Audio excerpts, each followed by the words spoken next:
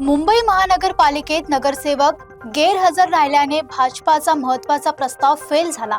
यावर अमित साटम यांनी कडक भूमिका घेत नगरसेवकांना सुनावला, पुढे अशी चूक चालणार नाही, नाहीतर निधीवरही परिणाम होईल असा इशारा त्यांनी दिला।